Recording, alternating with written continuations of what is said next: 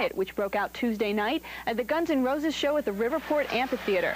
The fracas resulted in at least 60 injuries to police and fans, 16 arrests, and reportedly over $1 million of damage to the brand new amphitheater. It's only the second concert ever to be held there. According to police reports and eyewitness accounts, about an hour into the show, Rose spotted a fan in the front row taking photos of him and got upset. Cameras are not allowed into the amphitheater. Rose reportedly yelled several times for security to stop the fan from taking pictures. When they failed to respond, Rose announced that he would get the guy himself and then jumped into the crowd and allegedly pummeled the fan. Venue security jumped in to pull Rose off the fan. Then Guns N' Roses security jumped in to pull them off Rose. Axl eventually made it back to the stage, announced, "Thanks to your lame-ass security, I'm going home," and left the stage. The rest of the band played on for a few seconds, then left when they realized Axl was gone for good. The house lights stayed down for 10 minutes as the crowd booed, and when the house lights went up, some 2,000 of the 20,000 fans began to rush the stage. Along the way, the fans assaulted security and police officers, destroyed seating, ripped up turf, and then took to the stage, attacking or walking off with Guns N' Roses' gear.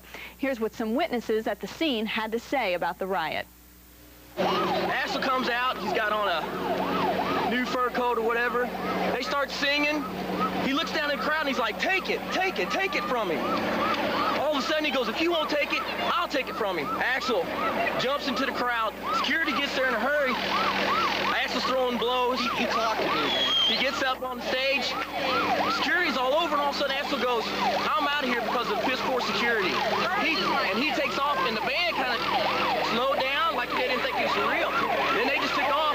We kept waiting for him to come off. We kept waiting for him to come back on stage, and they loaded the bus, and they immediately left. They stormed the stage, tore down the speakers, the screens are down. Welcome to the jungle, Axl! I vandalized some property here.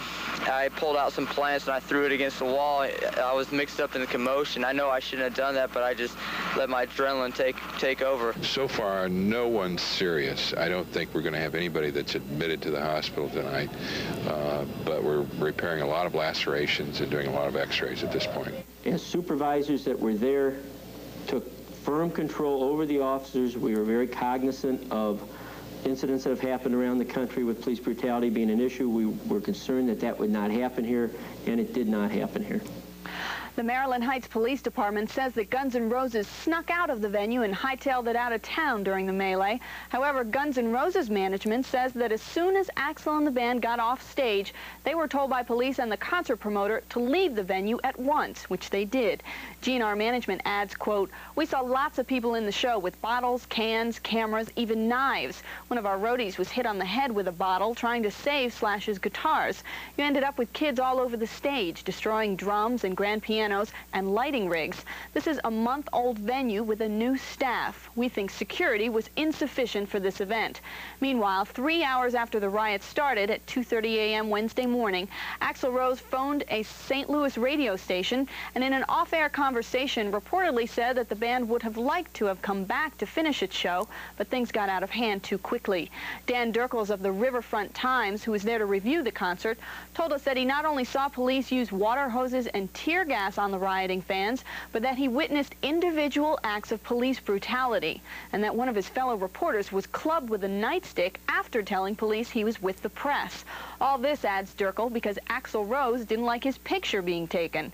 With the band's gear trashed or stolen, the July 4th Guns N' Roses show in Chicago was canceled. That's the news for now. We'll be back with more news later, right here on MTV.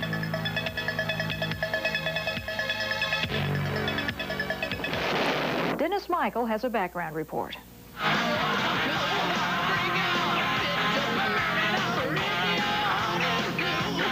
Rock and roll is and has traditionally been the music of youthful rebellion, flaunting civilized behavior in favor of loud musical anarchy.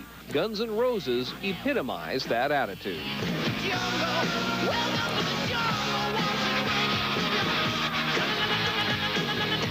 Not a band to follow the line of politically correct statements, Guns N' Roses' lyrics have been criticized as being homophobic and racist. In 1987, the cover of Guns N' Roses' first album was scrapped when retailers and buyers objected to the depiction of a woman being raped by bloody robots. At one point, band members confirmed rumors of heroin and alcohol abuse, but while opening for the Rolling Stones on tour, Axl Rose went so far as to announce he was quitting the band because of substance abuse by band members. That ended after the group's drummer was replaced. In January of 1990, 2 members of the band rocked the American Music Awards with obscenities in an acceptance speech. When it comes to doing a record or doing a piece of artwork or doing, even the sign in a store, it's your own. Yeah, if the law is going to say stuff, nobody can clamp on that stuff. If the law is going to try to put you on, that's their problem. More recently, lead singer Axl Rose was charged with assault after he allegedly struck his neighbor with a wine bottle in an argument over loud music. Those charges were dropped due to lack of evidence. Guns N' Roses was fined $5,000 last month when the band ignored a curfew in an Indiana arena. The group loudly berated the, quoting here, scared old people of Indiana, and compared the state to a Nazi prison camp. Where do we go? For its part, the band